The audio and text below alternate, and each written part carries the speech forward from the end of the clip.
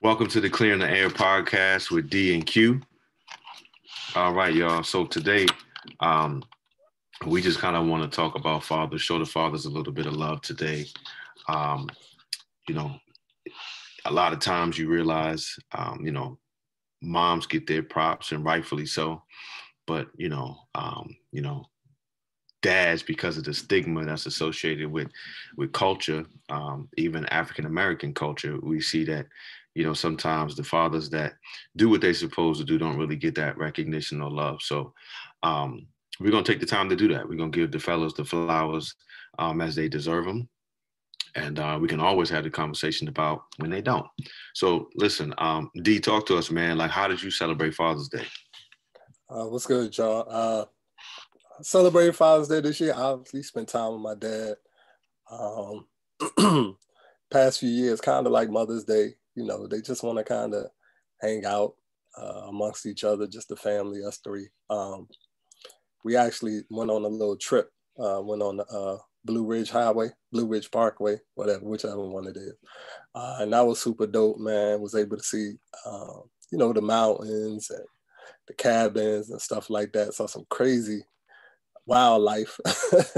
You know what I'm saying? Actually found a nice lake, and actually a nice park that had a lake, fishing, stuff like that. So we definitely gonna go back in the future. And that was it, man. Just went over to parents' house, ate real good. You know how that go. So I actually stayed Gotcha. out there, got out there Sunday afternoon, actually stayed till Tuesday. So spent a couple days out there. Yeah, that's dope. So that's how I spent it. How about you? For me, so it's twofold for me. Um, I celebrate. I didn't get a chance to be around my dad. My dad actually was gonna come down, um, but he didn't get a chance to, as originally planned. So he was in Massachusetts, where I'm from, and that's kind of how he spent where he was. But what I did do, speaking of how I celebrated, I actually, like, for me, I'm a writer, so I don't really, I'll do the cards sometimes, but I like to say what I want to say from top to bottom. So I actually have uh, a, a letter that I wrote to him. I'm just kind of celebrating him as a father and how we've come along over the years. So um, yeah, that's how Father's Day was for me. That's dope. That's dope. Now, how was it, personally for you? Because you are a father. So what your kids do for Bet, you, or did you do anything with that? bet. So for me, yes, I am a father of five. It was kind of dope, man. My wife really celebrated me in a great way. Come downstairs, man, on Sunday, and had like a dope meal. Actually, a boy of mine also that I met through my wife, who's a godfather to my kids as well. He was over as well with his kids, so it was like a double duo, man. I ended up doing a photo shoot with the kids. I do the photography too, so um, Right. I did a photo shoot with three of the five kids. I still got two. I gotta, do my thing with. But it was really cool, man. Got some gifts. I'll be able to tell time for the next 100 years. Got a couple Respect. watches, man, because I'm a watch junkie. So yeah, it was pretty cool, man. That's dope, bro. That's dope. Yeah, yeah. So we talk about fathers and everything, man. What role has your father played in your life? From a child even up until now. Um, I can't even measure it, dog. I think the biggest thing is he was there. You know what I'm saying? He Right. is there. You know what I'm saying? He's been there from the jump. Um, Blessed, fortunate to grow up in a two-parent household. Um, and that's kind of almost not being the norm anymore. But yeah, I was blessed, fortunate. Grew up in a two-parent household. My dad, was always there, still is there. Real special this year, you know what I'm saying? Just because, my dad recently had major surgery. And so he's fully recovered, so we thank God for that. So, just I already appreciated my dad as much as I could, but just, Right. just stuff like that, if you think you couldn't appreciate something even more, you just find out that you can. So it was a blessing for him to be fully recovered, be back home, Mm-hmm. you know, and for us as a family to all celebrate together. So, but yeah, he's been there with everything, man. Taught me, guided me along the way. I think probably the biggest thing, bro, he's just been a great example. You know what I'm saying? He's been a great example as to how I would want to be when I become a father, you know, how to be a great father. He's always supported me, whatever I've done. You know, when I'm wrong, he's told me, but he's told me with love. He's been a great husband, which is so important. So I've learned, well, I've always been told he is how to treat women, how to be a great boyfriend, and how I'm going to be a great husband. Right. So, and those things are important, man. He's been a great provider, businessman. He's always, you know, provided for the kids. Well, you know, provided for me, provided for his wife, just provided for the family. So, yeah, man, he's been our rock of the family. Yeah, he's really been everything, though. He's really been everything. How about you? Man, I just want to take a quick minute to say, you know, I got a chance to see Pops when you called me, you know, see him for the first time after the major surgery. So that was definitely good. Got a chance to shout him out. And I second, as long as I've known you, man, that Pops has always been there. So I just wanted to echo what you said about your Pops, man. So that's first things first. For me, man, my father has it's crazy because our relationship has seen its struggles. And I did not grow up in a 2-parent household. However, my father, I remember him, man, and it's crazy because I went up to see him Memorial Day in Delaware. And what's crazy is that when I got there, like, he didn't even say anything to me. I had been there for like maybe even an hour. And so I happened to come in the kitchen and I saw this picture. And I was like, who is this? And this picture was like a elementary school picture, pre-K picture. And I was like, who is this? And he turned around, he was like, man, that's you. So, you know, he had that along with like so many different clips, like basketball clips when I was balling in high school, graduations, like all this different type of stuff. And so for me, like, my story is different from yours. Like, so the role that my dad has played, one thing I can say is that there was a point in time when I felt like he didn't really care, or I felt like I wasn't getting what I needed from him. And so the reason why I talk about Memorial Day this year was because, I mean, dude, the stack, like, it's underneath my desk, but the stack of stuff was like this big. And it showed the challenging moments that we had. Like, it just really encapsulated like the entire relationship. You know what I'm saying? From a child, like young, like graduations from like pre-K, like all of that stuff to now. And I'm like, yo, you know, my dad really has cared. My dad has really persevered through the tough times with me. And furthermore, like you said, it's been an example. Like, you know, for me personally, I father 4 children that I didn't bring into this world. I never really had an example of how to do that. I give props to God for that, because that's the only way I've been able to do it and continue to do it. But, and this is my second go round, as you know, but just furthermore, like, I'm seeing like, yo, you're going to go through challenges with your kids, not giving up on them and sticking in with them, even when the relationship was rocky over time. Like, you're going to see that. Like, and I see that now, like, yo, here it is the whole time. I'm thinking this man didn't care. Maybe it was just that he showed it in a way that I couldn't understand or grasp. So I hope that kind of answered the question. It was a long answer, but I kind of felt like it warranted it, just given, you know, the situation. So, yeah. Yeah, I think it's, you know, I can, you know, verify that. I think it's dope how you and your dad's relationship has gotten better over the years. Like, Right. it's crazy, bro. It's crazy because, you know, I met you when we were in college, and I know you and his relationship was rocky. You know, it was mostly you and your mom. So to see where y'all at now, that's crazy, man. It's a definite blessing. And then you have that, you know, I've always admired how you have that characteristic where you can be a father, a willing father to children that you didn't give birth to, like you said. That takes a really, you know, that's a stand-up dude. That's a stand-up characteristics that a lot of men, you know, maybe wouldn't have. You know what I mean? So the fact, you know, the fact that you're doing it with 4, that's crazy, man. That's crazy, man. It's definitely a trait that a lot of men may not have. So salute to you for both those things, man. Oh man, oh, big up, man. And I mean, you know, I have to actually take it back slightly, and with what I said that I hadn't seen an example. Well, let me say this part. So I saw my uncle, my dad's brother. I saw him with 2 baby mamas, and he was able to be around the both of them simultaneously, like all 3 of them around with the kids. And I did see him be able to like pull that off, and nobody was beefing. So in a way that it was that was an example, but it's still different because I'm in the house with all of the children. Right.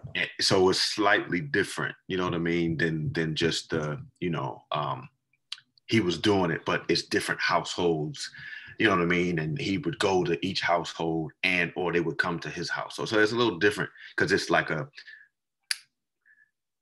it's a incident.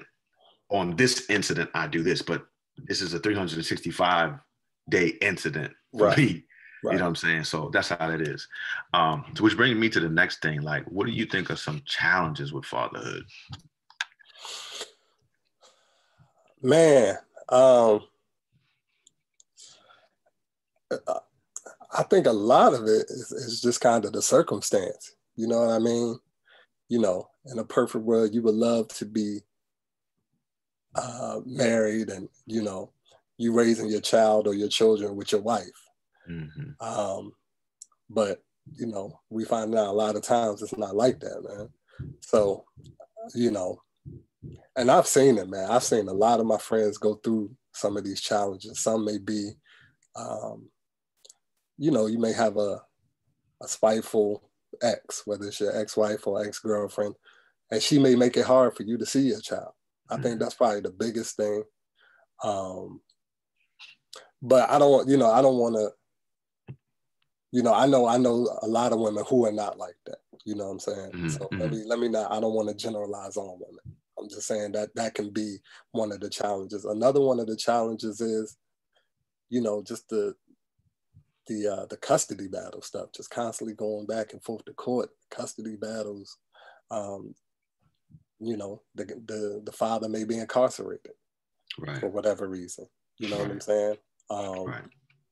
The father may have moved on to a new relationship, and maybe that new wife or new girlfriend doesn't really want his child, his original child, you know, to be involved, or maybe only involved to a certain extent. Right. Man, it could be a lot of challenges, man. You may not live close to your child. Yeah. You know what I mean? You may only have summers with your child. You may only have every once a month or every other weekend or stuff like that. You know, you may have had that child before you could support it financially, physically. You know what I mean? So it's a lot, man. It's a lot. Like I said, I've seen, you know, a lot of people struggle with that. I think it's one of the reasons why it has, you know, obviously besides, you know, the great example my dad has set, but I've also seen I don't want to say the negative sides on it, because you know, you can do it, you know what I'm saying? And I got a lot of dudes that do it. You know what I'm saying? The situation is not ideal, but they do it. They handling their business. But I think personally, it'll show what I do and what I don't want for myself when it comes to having a child. You know what I mean? So, yeah, it's some challenges, man. But again, it can be done, bro. It can be done. And I think for the most part, I think most women, if the father is willing to step up and do what they need to do, I think most women are more than willing to, you know, to help in that process. You know what I mean? I think most women want the father to be in the child's life. You know what I mean? You may have that very small few who just want to be spiteful, you know, for whatever reason. But I think most women want that father to be in that child's life. But I think those are probably some of the challenges. How about you? Um, And you can speak about this personally. Yes. Yeah. However, I'm going to say this in a general sense. Correct.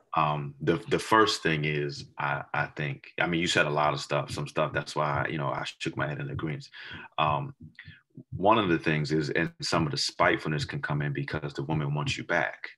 And if you have moved on to another situation, or sometimes moving on doesn't mean I have someone else in your place. It just means there's nobody, I've moved on from you regardless of whatever I'm doing. But sometimes that's a challenge and it gets in the way of a lot of the things you said. But I think maybe the biggest thing is just a challenge to fatherhood is not knowing what you're doing. Right. And so one of the things that you may do is shy away from it. Us as men, we want to be the best at everything we do. Low key, we do. That's why, in the hip hop culture, it's about how good you are. I'm the best. Sports, I'm the best at this, the GOAT conversation. So when you're having all these conversations about the best, what happens when you haven't been prepared properly to be a father? What happens when your actions led to you being a father and it's not what you planned on doing or wanted to do, and now you're in a situation where you have to man up. God gave us free will to choose whether we're going to do the right thing or not. So, so there's some of the issues, or challenges when you talk about fatherhood. I think. Yeah, let me say one more thing. Mm-hmm. Because we talked about the woman being spiteful. There could be times when the man is spiteful, bro. Let's say he wants the woman back. And she's moved on. And so now he's neglecting the fact that he should be a father to that child just because he wants her back and he can't have it. You know what I mean? So that's another challenge. I'm grateful for you because I literally had this conversation within the last 24 hours with a close family member. Okay. She is in a situation where the father has made it clear that he will entertain the kids if she entertains him. She has moved on, period, but she does have someone else in her life. And it's just a tough situation because those kids are suffering as a result of this guy making the decision that he's not going to do unless he gets what he wants. So selfishness is a challenge. So given both of us are African-American fathers, and I'm sure that this doesn't necessarily just apply to our culture, but we can only speak for our culture. We know our culture, we live it day in, day out. African-American fathers, the lack of them, since you say, we kind of piggybacking off of the man being spiteful. Well, let's just say, again, one of the challenges being that I just don't know what I'm doing. That presents a lack. The situation we just talked about, that's a lack of a father. What do you think of some of the impacts on our community, the African-American fatherhood community? What do you think of some of the impacts? You mean positively or negatively or both? You can give both. Mm-hmm. Both. Well, I'll start with the negative first. Obviously, I think the lack of Black fathers in the family, bro. I think it ties into a lot of things, man. Mm-hmm. Just that sense of just wanting your dad to be there, be around. You know what I mean? Mm-hmm. I think it has some kind of direct effect as far as like crime. You know what I'm saying? Like behavior. I think all that, may stem from the dad being absent and not being there, man. It definitely, we learned, or we were taught that, back in the 70s and 80s, the main goal was to destroy the Black family. Mm-hmm. You know what I mean? And how do you do that? You get rid of the head, right? All right. So, a lot of, Black people weren't offered jobs, so they had to find other ways to provide for their family. And it just so happened that a lot of those other ways might have been illegal, and then they got arrested and got crazy sentences for charges that didn't warrant those crazy sentences. Exactly. So now if you have a family where the father is not around by choice or whether by force, if he's arrested, now you have a child or children who's growing up in a fatherless home. And that's gonna possibly cause other issues. Positive, man, I think here recently, past few years, man, I think it's almost like a movement for like the Black fathers, man. Like, and it's so dope. It's so dope. Like just for the Black fathers to be involved, to be there. I'm just so proud of this movement, man. And I'm proud of the dads who never went anywhere. That was always there. You know what I'm saying? We're not gonna generalize and say that there were no Black dads. You know what I'm saying? My dad has always been there. It's never been a day where I didn't have my dad. And even you said it. You was like, your dad has been there, and maybe he wasn't there, in the ideal situation, or maybe it was just a situation where you couldn't relate to it, or maybe it wasn't the type of him being there that you wanted, but he was there, and you realize that now that you've gotten older. You see what I'm saying? Which is dope too. So I love this positive movement, bro. Yeah. Like Black dads are there. They stepping up to the plate. If they wasn't there, they trying to be there now. They breaking down these walls and saying, look, I'm sorry, I wasn't there. I want to be here now. And some people are accepting to it. Some people may not be, man. But,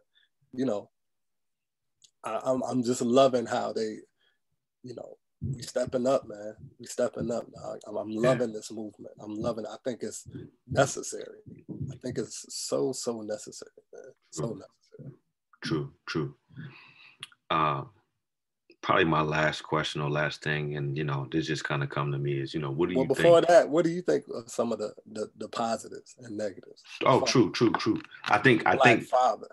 Yeah, I think I kind of like just skipped over myself just because you said a lot of things, but when you mentioned crime, I jotted down jail. You know what I mean? Because often in the behavior. So all of the things kind of went together. But I think one thing is, I've always said this. As of late, I've really been saying it, that I feel like men are more emotional than even females. And I feel like we are that way because we have not been taught how to manage our emotions. And it takes a man to be able to teach you how to manage your emotions as a man. I think that goes both ways, though. I teach my sons that it's okay to cry. At the same time, telling you not to run around being a crybaby and to man up, because everything is balanced, and you can't cry in front of everybody. You know what I mean? You can't be vulnerable in front of everybody. So just really kind of teaching. I have 3 boys, but this is not just isolated to just the boys. For my girls, being a father is important. To provide confidence and an example even to the daughters, because they need to know, look, and people, and it's funny when people say it sounds so corny, and some things, it's like sometimes in our culture we do, or just in culture period, we repeat stuff because it sounds good. But I think it's true to say that, your daughter should say, if you're not like my dad, or treat me as good as my dad does, I can't rock with you. And at first I was kind of iffy on that, because I was like, well, you don't want your man to be like your father, but you do want him to care for you in a loving manner that you can say, oh, I've seen this before, so I know this is love right here. In those terms, nothing that's crazy, because people can mistake everything that you say, without context. But I think a positive thing, or some positive things when it comes to having a father in the house, is confidence. I think you mature faster when there's a male in the house. You mature. It's like you break a bone and it doesn't heal the right way. Life can beat you up, but if you've got a father around, he helps you to heal the right way. He helps you to deal with things in the right manner, so that you don't look at life as I'm beat down. You look at life as, okay, this happened. What can I learn from this? How can I grow from this? How can I become who I'm supposed to be in spite of these things that have happened? So I think it's a great impact that a father has. And we see that when there is not one, the path that the children choose. Or how hard it is for the this is what we didn't talk about, how hard it is for the woman, the mother of those children, whether you're with her, whether you're married, whether y'all are just kind of together but not married, not engaged, whatever that looks like. I think it makes it harder for even that woman. So the impact of the father not being there is crazy. Now, my last question really is, what do you think can be done, should be done, to produce better fathers, or to stop kind of the carnage that we really see when it comes to fathers? And that can be in general, in terms of the African American culture. What do you think? Man, I think it starts with education, bro. I just first of all, I think the biggest thing is we have to value the family, especially the Black family. Mm-hmm. We're not really valuing family anymore. We're not valuing marriage, and they don't even need to be and they don't even need to be like, marriage. It can be, we just need to value family, man. Just family again. We need to stop valuing just having kids to having kids. Maybe even having kids out of wedlock. Like we need to, not having like so many baby mothers and baby fathers. You know what I mean? We have to take childhood more seriously. You know what I'm saying? It's not just, all right, well, I got this 18-year commitment. No, bro, you're going to be a dad to that child forever. You know what I mean? Mm-hmm. So I think that's the big thing, man. And if it seems like this generation is kind of lost on that. They're not really about family and being respectable, responsible parents. You know what I mean? It's just, and we're going to talk about the men, especially the men. Guys out here, they just want to, father children or have as many women as they want. And then if they happen to have a kid, then so be it. You know what I mean? And they're not thinking that they're bringing a whole new life into this world. And you're going to be forever tied to this young lady. Forever. Mm-hmm. You know what I mean? So I think it starts with that. And if we have to start with, well, one, we have to be an example, but two, if we need to start embedding it in these younger kids now, then so be it. And I feel like that's our responsibility. I feel like that's our social responsibility, especially when it comes to our community. You know what I'm saying? We have to teach these kids, whether they're our children or not. You know what I'm saying? And if they grow up in a household without a father, okay, well, I think it's our job to say, this is the right way you treat women. This is, don't think about having kids until, maybe this and this and this is in order. You know what I mean? Mm-hmm. That's just me personally, man. I don't know. Maybe it's that mentoring me. And maybe because I don't have children, I feel like I need to mentor other people's children at times. But I just think it starts with that, man. It starts with us being an example, and two, teaching the younger generation, man, because this generation has it so messed up when it comes to ideas about childbirth and family. You said a lot, and I agree with it. I think for you, I think that, long story short, to kind of sum it up in terms is, everybody doing their part.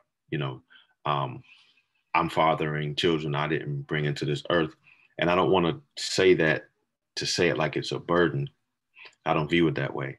But I point that out because it ties into what you just said, So I feel like when we get in our rightful places as men, we make an impact everywhere we go.